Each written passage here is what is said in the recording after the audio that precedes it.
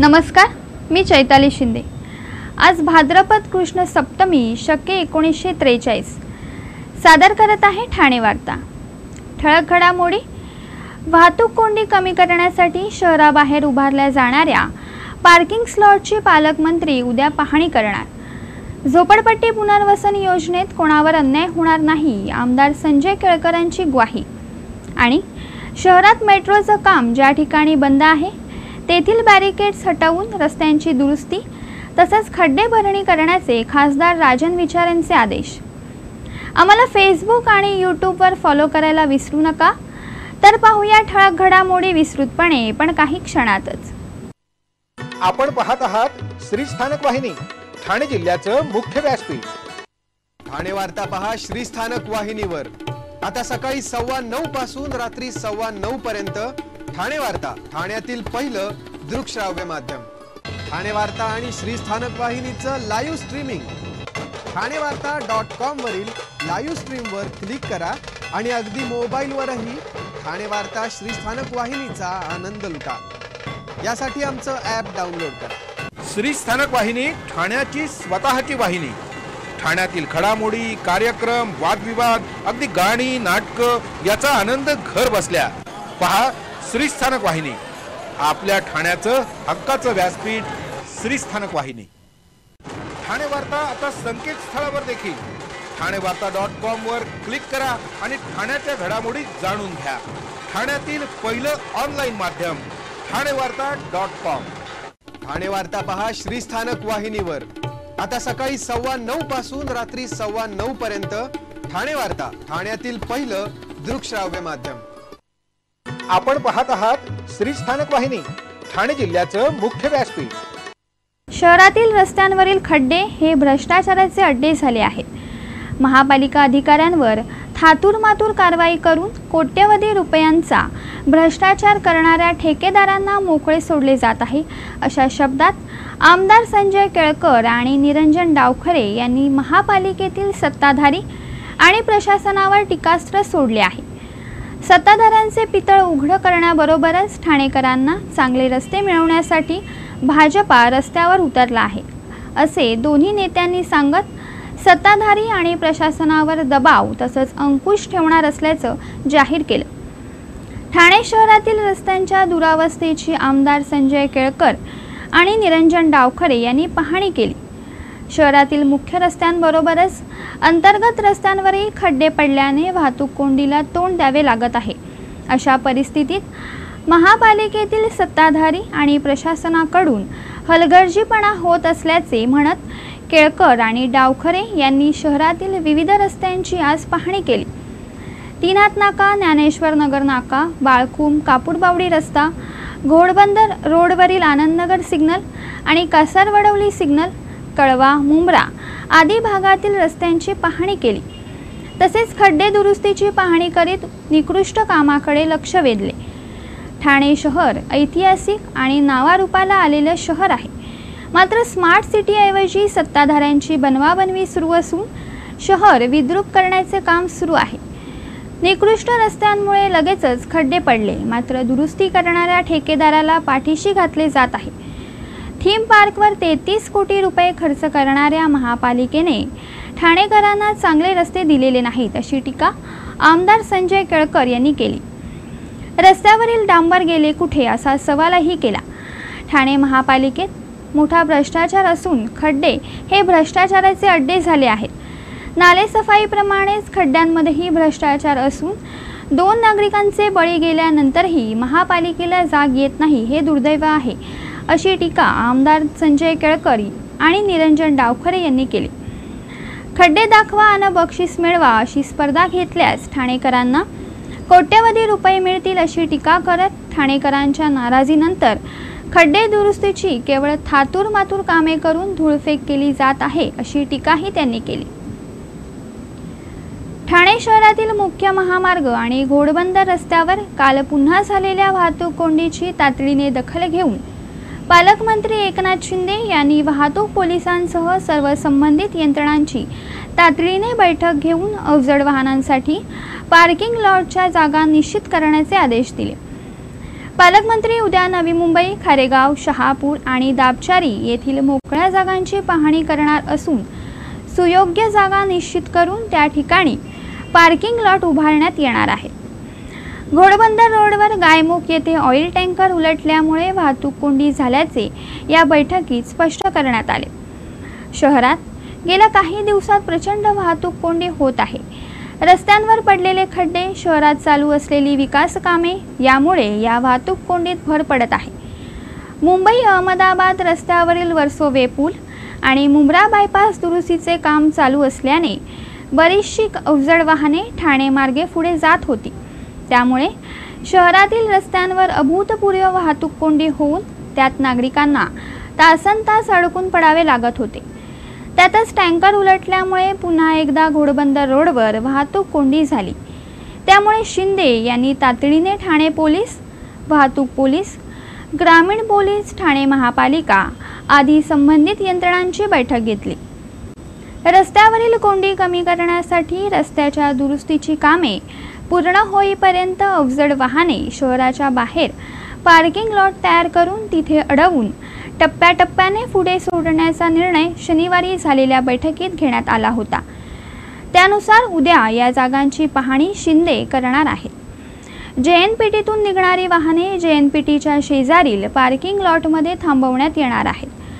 तसेच मुंबई नाशिक महामार्गावर खर्डी, सोनाळे, दापोडे येथे नाशिकवरून मुंबईकडे येणारी वाहने थांबवण्यासाठी, अहमदाबाद येथून मुंबईत येणारी वाहने दाबचारी येथे थांबवण्यासाठी, ठाणे शहरात येणाऱ्या वाहनांचे नियोजन करण्यासाठी खारेगाव टोलनाक्याच्या दोन्ही बाजूस पार्किंग लॉट तयार करण्यात येणार आहे।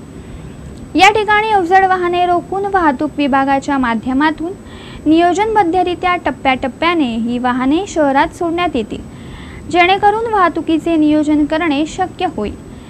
ठाणे शहरातील सर्व प्रमुख रस्त्यांची डागडुजी आणि दुरुस्तीचे काम पूर्ण होईपर्यंत हे नियोजन असेल। त्यामुळे ठाणे शहरावर अवजड वाहतुकीचा ताण कमी होऊन वाहतूक कोंडी कमी होण्यासाठी मदत होणार आहे। बंगालच्या समुद्रात वादळ सदृश्य स्थिती निर्माण झाल्यामुळे पुढील 1 ऑक्टोबरपर्यंत कोकण किनारपट्टीलगतच्या जिल्ह्यातील समुद्र किनाऱ्यावर अतिवृष्टी होण्याची शक्यता भारतीय हवामान विभागाने वर्तवली आहे। त्यामुळे मच्छीमारांनी समुद्रात जाऊ नये असे आवाहन जिल्हा आपत्ती व्यवस्थापन प्राधिकरणाचे मुख्य कार्यकारी अधिकारी सुदाम परदेशी यांनी केले आहे।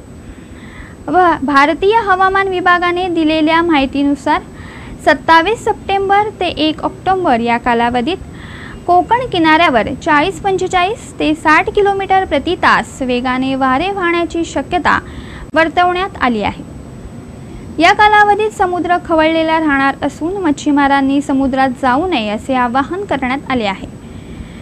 ठाण्यामध्ये या वादळाचा प्रभाव आज कमी दिसला असला तरी उद्या याचा फटका बसण्याची शक्यता वर्तवण्यात आली आहे। पालकमंत्री एकनाथ शिंदे यांच्या प्रयत्नांमुळे कोपरीवासियांना लवकरच क्रीडा संकुलाची सुविधा उपलब्ध होणार आहे।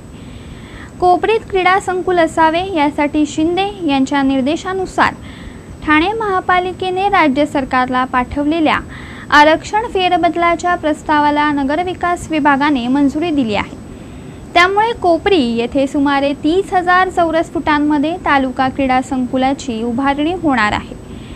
ठाणे महापालिकेच्या विकास आराखड्यात खेळाच्या मैदानासाठी भूखंड आरक्षित आहे। महापालिकेच्या सर्वसाधारण सभेने या आरक्षणातील 2,985.29 चौरस मीटर क्षेत्र वगळून तालुका क्रीडा संकुलासाठी आरक्षित करण्याचा ठराव करून मंजुरीसाठी राज्य सरकारकडे पाठवला होता। संचालक नगर रचना महाराष्ट्र राज्य यांनी या आरक्षण बदलास हिरवा कंदील दाखवल्यानंतर राज्याच्या नगरविकास विभागाने या आरक्षण फेरबदलास मंजुरी दिली आहे। त्यानुसार आता या भूखंडावर तालुका क्रीडा संकुलाच्या आरक्षणास मंजुरी मिळाली असून 1 इतके चटई क्षेत्र अनुज्ञेय करण्यात आले आहे। त्यामुळे कोपरीवासियांना सुमारे 30,000 चौरस फुटात क्रीडा संकुलाची सुविधा उपलब्ध होणार असून कोपरीतील उदयोन्मुख क्रीडापटूंना येथे प्रशिक्षण आणि सरावाचा लाभ घेता येणार आहे। या ठिकाणी artistic gymnastic, rhythmic gymnastic, weightlifting, taekwondo, kick boxing, table tennis, weightlifting आदी प्रकारचे क्रीडा प्रशिक्षण आणि सराव सुविधा उपलब्ध होणार आहे। कोपरीत अशा प्रकारचे क्रीडा संकुल व्हावे यासाठी एकनाथ शिंदे सातत्याने प्रयत्नशील होते। त्यांच्याच निर्देशानुसार महापालिकेने याबाबतच्या आरक्षण फेरबदलाचा प्रस्ताव आवश्यक ती कार्यवाही करून शासनाकडे मंजुरीसाठी पाठवला होता। आपण पाहत आहात श्री स्थानक वाहिनी, ठाणे जिल्ह्याचं मुख्य व्यासपीठ। ठाणे वार्ता पहा श्री स्थानक वाहिनीवर। आता सकाळी 9:15 पासून रात्री 9:15 पर्यंत ठाणे वार्ता, ठाण्यातील पहिलं दृकश्राव्य माध्यम। ठाणे वार्ता आणि श्री स्थानक वाहिनीचं लाईव्ह स्ट्रीमिंग ठाणेवार्ता.com वरील लाईव्ह स्ट्रीमवर क्लिक करा आणि अगदी मोबाईलवरही ठाणे वार्ता श्री स्थानक वाहिनीचा आनंद लुटा। यासाठी आमचं ॲप डाउनलोड करा। आपला परिसर स्वच्छ आणि सुंदर ठेवण्यासाठी ठाणे महापालिकेत सहकार्य करा। ओला सुका कचरा वेगवेगळा जमा करा आणि रोगराईपासून मुक्तता मिळवा। डॉक्टर आणि रुग्णांचं पिढ्यानपिढ्यांचं जिव्हाळ्याचं नातं म्हणजेच डॉक्टर बेडेकर हॉस्पिटल। आता अत्याधुनिक सोयी सुविधा आणि तंत्रज्ञान युक्त वंध्यत्व निवारण केंद्रात IVF आणि टेस्ट ट्यूब बेबीची ही सुविधा। डॉक्टर बेडेकर हॉस्पिटल, महर्षी कर्वेपथ, ठाणे। 65 वर्षांची निरंतर सेवा। ठाणे वार्ता पहा श्री स्थानक वाहिनीवर। आता सकाळी 9:15 पासून रात्री 9:15 पर्यंत ठाणे वार्ता, ठाण्यातील पहिलं दृकश्राव्य माध्यम। आपण पाहत आहात श्री स्थानक वाहिनी, ठाणे जिल्ह्याचं मुख्य व्यासपीठ। झोपडपट्ट्यांचे निर्मूलन होऊन गोरगरीब नागरिकांना इमारतीत हक्काची घरे मिळावी म्हणून सरकारने सुरू केलेल्या झोपडपट्टी पुनर्वसन योजनेला भ्रष्टाचाराची कीड लागत आहे।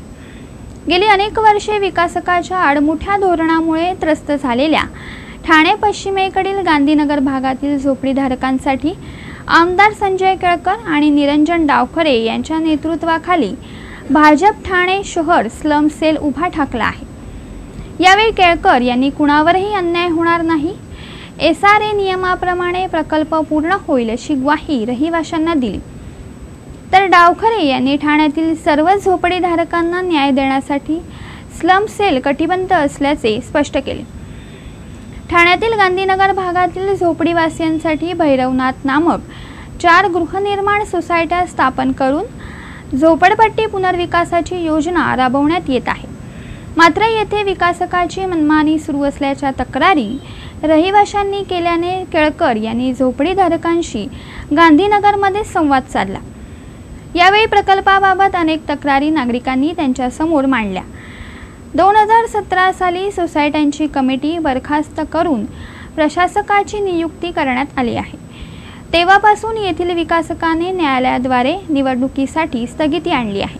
तसेच प्रशासकाला हाताशी धरून विकासक करारनामे आणि धनादेशाचे वाटप करीत असल्याने रहिवाशांनी या विरोधात आक्षेप नोंदवला।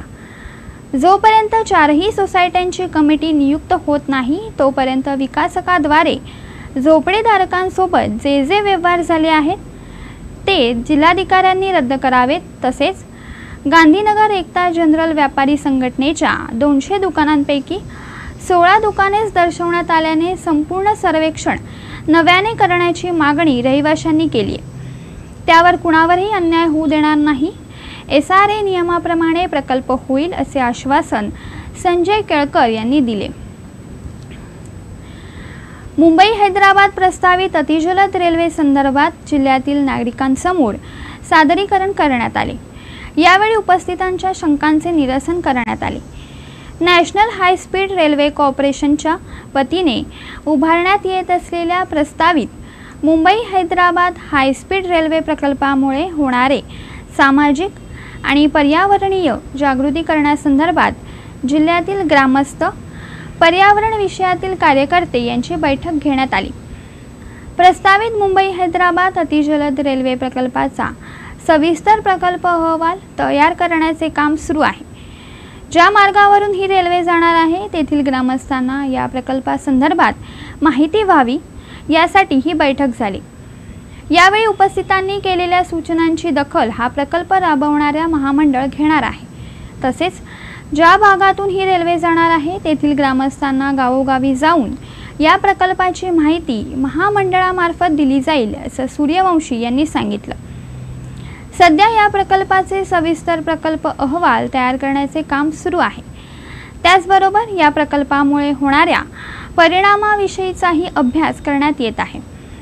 त्याचबरोबर पर्यावरण, वाहतुकीवरील परिणाम, बाधित कुटुंबांवर आणि संबंधित गावावर होणारे परिणाम आदींचा अभ्यास आणि सर्वेक्षण करण्याचे काम सुरू आहे। या प्रकल्पासाठी लागणाऱ्या जमिनीचे ड्रोनद्वारेही सर्वेक्षण करण्यात येत आहे। गावागावात जाऊन ग्रामस्थांकडून माहिती घेण्यात येत असल्याचंही त्यांनी सांगितलं। शहरात गेल्या काही दिवसापासून सुरू असलेल्या वाहतूक कोंडी प्रश्नांबाबत खासदार राजन विचारे यांनी महापौर नरेश म्हस्के आणि महापालिका आयुक्त विपिन शर्मा यांच्यासोबत सर्व संबंधित यंत्रणांच्या कामांचा आढावा घेतला। शहरात मेट्रोचे ज्या ठिकाणी काम सुरू नाही तेथील बॅरिकेड्स तात्काळ हटवून सर्व रस्त्याची दुरुस्ती तसेच खड्डे भरणी तात्काळ करण्याचे आदेश विचारे यांनी संबंधित अधिकाऱ्यांना दिले। तसेच महापालिका क्षेत्रातील ज्या ठिकाणी अजूनही खड्डे भरणीचे काम सुरू आहे तेथे वाहतूक पोलीस शाखेशी समन्वय साधून कामे वेळेत पूर्ण करण्याचे आदेश महापौरांनी अधिकाऱ्यांना दिले। पावसाळ्यापूर्वी शहरात मोठ्या प्रमाणात खड्डे भरणी आणि रस्ते दुरुस्ती करण्यात आली आहे, परंतु काही दिवसापूर्वी झालेल्या संततधार पाऊस आणि अवजड वाहतूक यामुळे रस्त्यावर पुन्हा खड्डे पडले आहेत। रस्त्यावरील खड्डे तसेच मेट्रोच्या कामांमुळे देखील मोठ्या प्रमाणात वाहतूक कोंडी होत आहे। ही बाब लक्षात घेऊन ठाणे महापालिकेच्या वतीने तसेच इतर यंत्रणांमार्फत शहरात खड्डे भरण्याची कार्यवाही सुरू करण्यात आली आहे। शहरात सुरू असलेल्या या कामाचा विचारे यांनी प्रत्येक विभागनिहाय आढावा घेतला। शहरात मेट्रोचे काम सुरू असून ज्या ठिकाणी काम सुरू नाही अथवा काम बंद आहे तेथील बॅरिकेड तात्काळ हटवण्याचे आदेश मेट्रोच्या अधिकाऱ्यांना दिले। तसेच काम सुरू असलेल्या ठिकाणी गटरची साफसफाई करून तेथील माती आणि इतर साहित्य 2 दिवसात उचलण्याचे आदेश त्यांनी मेट्रोच्या अधिकाऱ्यांना दिले। यासोबतच रस्त्याच्या साईड पट्ट्याचे कामही 8 दिवसात तात्काळ पूर्ण करण्याचे आदेशही त्यांनी संबंधित अधिकाऱ्यांना दिले।